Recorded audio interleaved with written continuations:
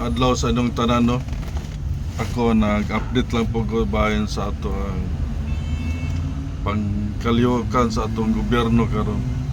Kini atong boto dapat bantayan nato.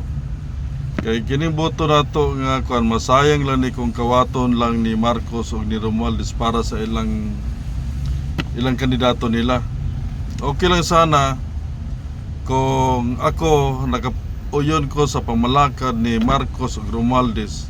Okay lang, mudaog sila. Pero wala man ko kauyon sa ilang pamalakad kay grabing korupsyon sa pagdala nila sa atong nasod sa Pilipinas.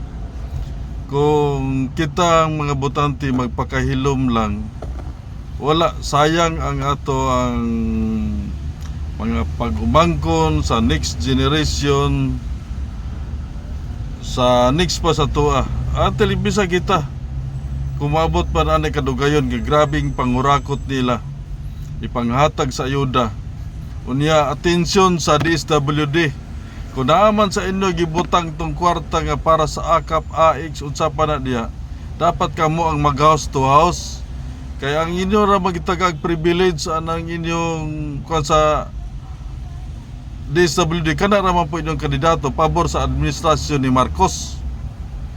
Daghan ang wala nakadawat, daghan ang nakadawat lang pabalik-balik ng tao sa usa ka kandidato, usa ka congressman, kung mayor ba siya, kung sa pa na diya, sila lang pabalik-balik. Kamong DSWD para monta mo sa katawan sa ato nasod sa Pilipinas, nganong wala man mo mag-house to house? Unsa man na inyong pamalakad ninyo? Karon eleksyon grabe hinatagay nila. Dapat walay pilion ninyo. Kamong DSWD kwarta namo na tanan, kwarta namo. Unya may makadawat ang mga tapulan. May makadawat ang mga tapulan. Kami ang looy. Looy mi. Dili pa yung pamalakad ninyo DSWD. Kita sa mga botante, ako lang advice sa kita. Kato lang nagapabor kay President Duterte sa ang PDP team. Ang pinga nato atong boto para man sa atong kaayuhan natong tanan. Ang pinga nato, bantayan nato atong boto. Ayaw na mo pagkuwag grupo ni Marcos inyong isingit dito sa senador. Kung pwede lang katong congressman, gobernador, mayor, sakop ni Duterte, mara tong butuhan, ay di nata mag-accept ay mudawat bantang na ihatag sa tuwa. Pero ato ang manang kwarta, pero ang uldo, gipang pili rapod ang ilang pagtagaan. Pangpili rapod ilang pagtagaan nila. Gipang pili rapod lang yung pagtagaan. Loy kay ta sa tanan, sa tinuod lang, loy kay ta. Loy gyud kay ta sa tinuod lang. Loy kay ta.